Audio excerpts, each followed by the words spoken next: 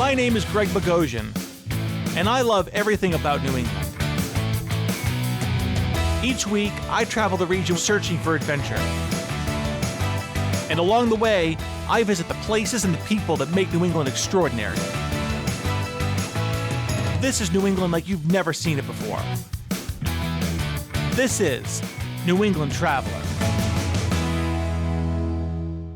Okay, but the name of my show is New England Traveler, which means I travel all over New England. In this episode, however, I'm traveling a very short distance from my hometown of Beverly, Massachusetts, right over the Beverly-Salem Bridge into Salem. They say that the best adventures are sometimes the ones right in your own backyard. Today, we're going to find out if that's true. My first stop is Pickering Wharf, where I'm going to meet my friend Kate Fox. I'm here with Kate Fox, Executive Director of Destination Salem, here on beautiful Pickering Wharf. Kate, how are you doing? It's good to see you. It is good to see you. Kate and I go back a long time. Kate, tell me a little bit about the city of Salem. I mean, since you and I have met a long time ago, it's really evolved and changed, right? It has, and I think the most notable expansion and growth in Salem has really been our restaurant and culinary scene. We've seen restaurants move and expand. Finz, which has been here for 20 years on Pickering Wharf, moved to the old Victoria Station property a couple of years ago.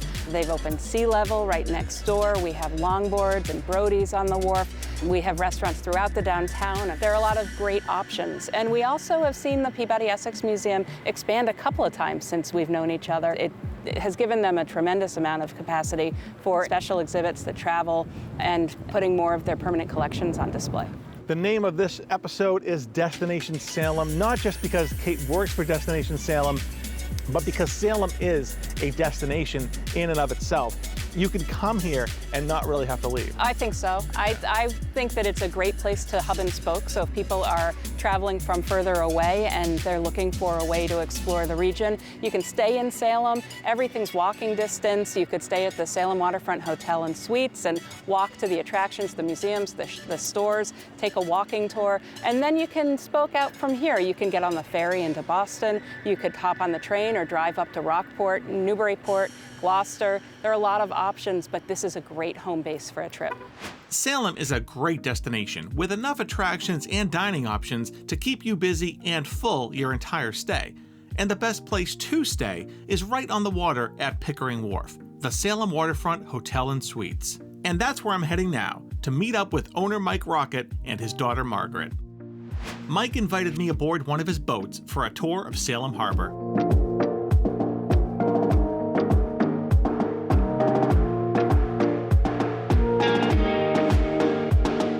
I'm here with Mike Rocket, owner of the Salem Waterfront Hotel and Suites in beautiful Salem, Massachusetts. How you doing, Mike? Great to see you. Mike, tell me a little bit about your history in Salem, in Pickering Wharf and the marina. My family back in '96 bought Pickering Wharf way back when it was just teetering on the brink of bankruptcy. We were about, I think, the fourth owner, but we had always wanted to change it up a little bit. My father, his vision was a hotel for that place. It was a long project, and then we ended up building a hotel. 2004, we opened up. Talk a little bit about the history of Pickering Wharf and what it was and what it's really evolved into. It was a Pickering oil field, and back in, I think, the late 50s, the city bought and relocated them down more towards what was the old power plant. Yeah. And looked for buyers. And I think at that point, Salem 5 linked up with a group, and they closed the deal for not a whole lot of money in the early 70s, and they started building it in 77, 78, 79, and it literally flourished. They had 3-4 restaurants. They had a huge pirate ship inside the Derby building, actually a famous ship. So for about 10 years, it was rocking and rolling, and then it just kind of petered. And talk to me a little bit about the businesses that have hung on, over the years, the restaurants and attractions in Salem that really kind of, you might not work directly with, but you definitely have some sort of a symbiotic relationship with it. Obviously the Witch Museum, everybody in the world knows about witches in Salem, and the House of Seven Gables is another huge draw.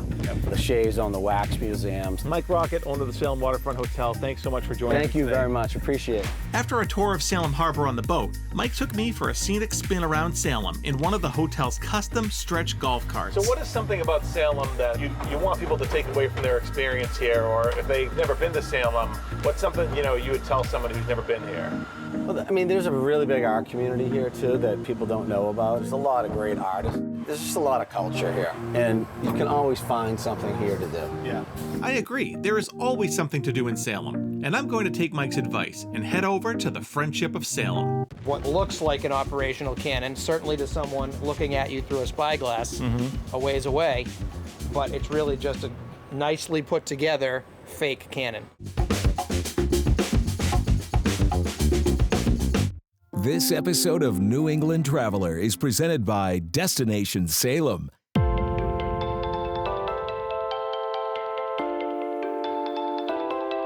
I kicked off my Salem adventure talking with Kate Fox, Executive Director of Destination Salem. After checking into the luxurious Salem Waterfront Hotel, owner Mike Rocket invited me on his boat for a tour around Salem Harbor and some amazing views of Pickering Wharf. I wrapped up the morning in Mike's golf cart for a tour around Salem. When you visit Pickering Wharf in Salem, it's hard not to notice this large vessel docked right here in the water. That's called Friendship of Salem, and it's where I'm going right now to check out the ship and its history. Let's check it out.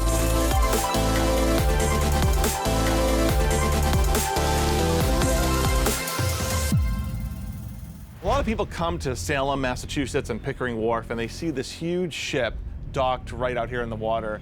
What is Friendship? Friendship is a replica of a boat that was built in 1797 right here in Salem, right across the channel there, that sailed very successfully out of Salem from 1797 until 1812. How close is this to the actual original Friendship vessel that sailed so many years ago? She's got the same silhouette, so certainly from a distance, from a close and a far distance, the dimensions are the same, the look of the masts and the hull are the same. The paint job matches one of the paintings that's at the Peabody Essex Museum of the original vessel. So she's very close in terms of size and shape and dimensions. A sailor of the period would absolutely be able to step on her when she's fully rigged and actually know what to do with the rigging and the sails. But that said, they'd also be very confused by the engines that we have that the original certainly didn't. Probably not. The aft part of that deck is where the captain and the officers lived and ate and worked when they weren't up on deck on watch. And you'll see that that part of the vessel is more finely fitted out. It's got more detailed trim, nicer paint job, some nice paneling, finer furniture. There's a galley below. The original Friendship had 15 voyages. And so it went to England, it went to Russia, Sicily, Italy, Spain, Indonesia, China, and India. So it went to really quite a lot of places, and all of those places, maybe what's being valued there and what people are going to want to trade there is going to vary. Okay. And so oftentimes a vessel like Friendship is going to go off to England and may get some merchandise there. So for instance, on its way back from England, it brought back some porter, ale, and some cheeses. Went to China, it brought back spices and textiles. I think either Spain or Italy, it brought back some sherry. How long would a voyage across the Atlantic take on a vessel? The longest voyage that Friendship went on is this voyage to Canton, China. And we're actually so lucky that voyage was taken because it was that voyage that the ship's mate and carpenter built the model of the Friendship that we base this replica on, that you can see in the Peabody Essex Museum today. Okay, now that I've seen the working and seaworthy replica of Friendship, I'm heading over to Peabody Essex Museum to meet up with Associate Curator George Schwartz to learn more about the history of the ship. Tell me a little bit about your background and how you landed here at the Peabody Essex. Well, I've studied maritime history, and I've been in the Peabody Essex for over 2 decades, and my colleagues and I work together on this new installation of our maritime collection, which takes a global perspective at looking at the influence of the sea across the world. What is the significance of Friendship to New England history, and particularly Salem history? For Salem, the Friendship is the linchpin of the Derby Wharf area, and it really ties together sort of the apex of maritime trade from Salem during the turn of the century, the new United States. And here at the museum, we actually have some wonderful objects that we're standing in front that the National Park Service used to build that replica of Friendship that you saw. And I'm told that this model was the basis for the actual construction of the replica, which was a replica of the original Friendship. Is that right? Absolutely correct. At that period, You don't really have line drawings, which is what you think of when you think of making a ship. The first voyage was 1797 when it was launched. This was made in 1804, 1805 on a voyage to Indonesia, to Sumatra, and to China. And 2 members of the crew made this aboard Friendship, probably constructed a lot of it, to present to the captain, William Story. You could imagine taking a model like that and putting it in the New England home at that period wouldn't work, so he donated very quickly to the East India Marine Society's museum, the founding institution for the Peabody Essex. So this was made in 1804? Yes. Excellent. George Schwartz, I really appreciate you showing me around the Peabody Essex Museum, the Maritime History exhibit, and definitely I love storytelling and history, and you've really shined a new light on that today. I appreciate it. Wow, it's my pleasure. Thank you for being here. Thank you, George. Do you even understand what that means? That is a taste explosion in your mouth. Your palate is going to go, I don't even know what to think.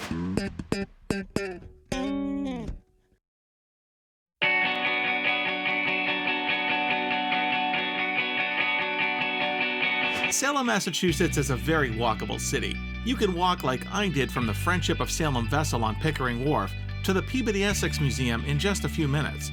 It's a perfect New England summer day, so I'm keeping it on foot and walking back to the wharf for lunch at Finz with my friend George Carey. George, you know, I've been here quite a few times to Finz to have lunch and dinner, but for someone who doesn't know where to get the most amazing seafood in Salem on the North Shore, I think Finz is it, so give an overview of Finz. We're in our 21st season. It's been a lot of fun. We really are seafood. We're on the water in historic Pickering Wharf. We buy seafood every day. Like a day like today really is what New England's great for. Absolutely. Outside dining. And we've had outside dining since day one.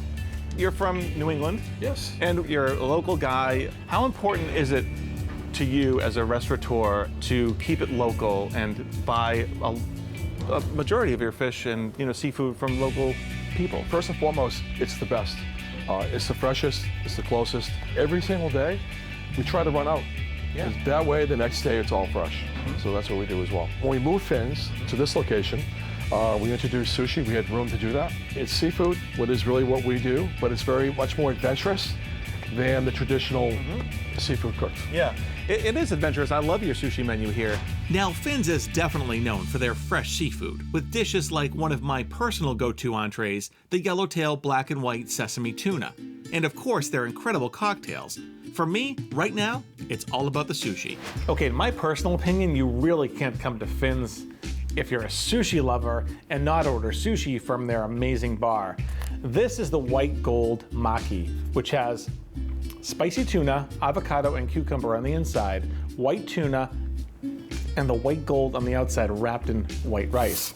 Dip that in the soy sauce and wasabi on both sides. The spicy tuna really has a nice kick to it. I'm good. It's awesome. All right, this is the anabi, which is the spicy tuna on the inside, the white tuna and salmon on the outside, and of course, gotta put a little soy sauce wasabi mixture in there to try it out. Here we go. The topiko on top really makes that sushi pop. Okay, the last bit of sushi that I'm gonna try tonight is the salmon nigiri and the tuna nigiri. The beautiful salmon over the rice, dipped in the soy sauce with my personal favorite wasabi. Just melts in your mouth. And the maguro nigiri, the beautiful red maguro tuna on the outside, the white rice on the inside. That's a fresh piece of tuna. Yeah, you can't beat that. Finz is always spot on with their sushi. For my personal taste, I usually like to keep it simple with a tuna nigiri. But in this case, I have to hand it to Finz. The anabi maki is my new favorite. Thank you very much for inviting me down to Finz on the water. I love coming here and eating and talking to you, and I definitely can't wait to do it again. It's always good to see you. Thanks. Cheers, buddy. Cheers. Okay, now before I leave Finz and continue my Salem adventure, there's one more thing I need to try. A classic summer cocktail. Hi, I'm Sydney Hanford. I'm a bartender here at Finz in the beautiful waterfront of Salem. Today I'm going to be making for you our painkiller. So we have our Privateer white rum, Privateer dark rum, our Rum Haven coconut rum, Coco Lopez, orange juice, pineapple, and a Myers dark rum float. So we'll start by doing an ounce of each. An ounce of coconut rum, squirt of Coco Lopez. Top this off with some orange juice, pineapple. We're gonna shake it up here. Finished off with a dark Myers rum float, garnished with an orange and 2 cherries. Voila. Look at this beautiful rum floater on that thing. Tiki cocktails and fruity rum punches are really kind of my thing. I'm good for 2 of these, and that's about it. Painkiller, Finz. Waterfront, Salem. How can you beat it? Cheers.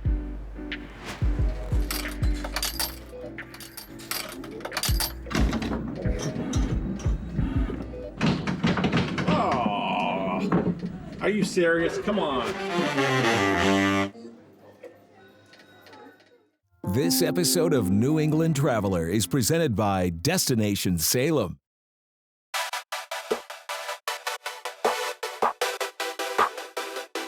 George Carey and his team do an amazing job serving up delicious seafood and so much more right on Pickering Wharf at Finz. Now it's time for some good old-fashioned 80s style fun. You see, I was a kid of the 80s, a time when getting dropped off at the local arcade was the coolest way you could spend an afternoon with your friends. So I was super excited to learn that Rob Hall and his partners have built a business around the nostalgia of that 80s arcade experience with Bit Bar.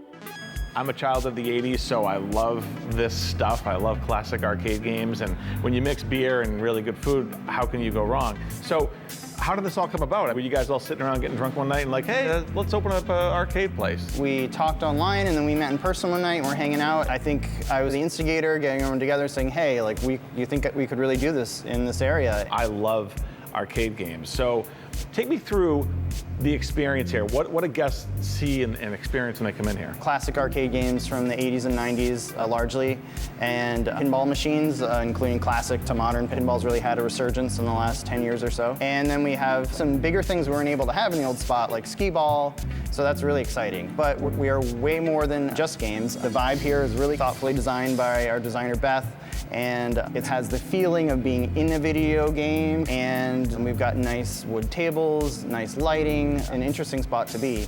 And then we've got fun cocktails that are inspired by games. We've got local beer, and we have a fun, new comfort American menu that we're constantly tweaking and putting new and interesting things on. When it comes to the menu at Bit Bar, Rob Hall and his team have done a good job distancing themselves from typical arcade fare. So, of course, I have to sample it. Today for our main course, we'll be making one of our most popular dishes at Bit Bar, the Bit Bar Power Bowl. The Bit Bar Power Bowl is a bed of rice topped with edamame, bean sprouts, house-made pickled slaw, hard-boiled egg, Maitland Mountain Farms kimchi, topped with Szechuan sauce. For my entree today, Rob strongly suggested the Bit Bar Power Bowl. This is a tuna dish, and if you don't know by now, I'm a big tuna fan. There's a lot of stuff going on underneath this bowl here, but I don't even have time for it right now. When you come to Bit Bar, if you're a sushi fan, you probably want to order the Bit Bar Power Bowl.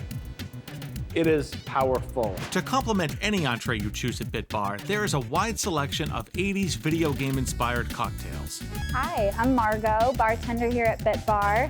We love our 80s cocktails here, and I'm going to be making our signature Miss Pac-Man drink for you today. We start off with filling the glass with ice to chill it. I then fill a shaker with ice. Add 1.5 ounces of Malibu coconut rum, 1 ounce of our well vodka, which is local, as well as 1 ounce of pineapple juice. Then I shake it up. I dump out the ice, pour it in the glass, and then I add the final touch, a sinker of grenadine, and that adds the Miss Pac-Man kiss to it. This is what I'm talking about, folks. Cheers. So, is there anything you want people to know about Bit Bar and their experience here that they might not know? We're just trying to create a fun, warm place for people to come. Before 8 o'clock, we are family friendly, so accompanied minors are welcome with their parents to teach them the classics. And then after 8 o'clock, we're 21 plus, so a good place for a night out, bring a date, whatever.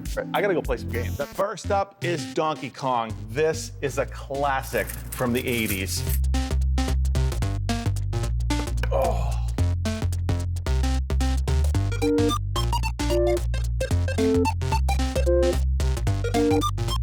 time to play NFL Blitz. Of course, I have to be New England. I got laid out again. One of my favorite games of all time is not really an arcade game at all. It's skee ball. First one, 10. That stinks.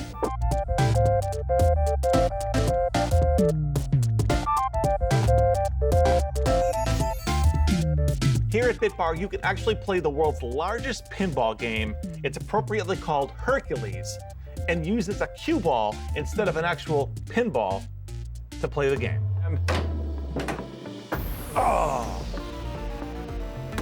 My Salem adventure kicked off when I met up with my friend Kate Fox, executive director of Destination Salem. Later, I checked into the Salem Waterfront Hotel, where owner Mike Rocket took me for a cruise around Salem Harbor.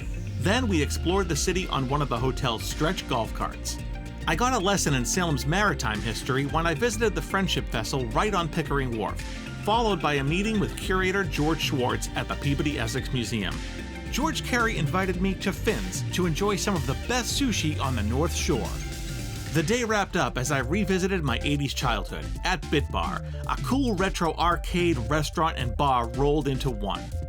I hope you enjoyed Destination Salem Part 1. I'm Greg Bogosian. I'll see you next time on New England Traveler.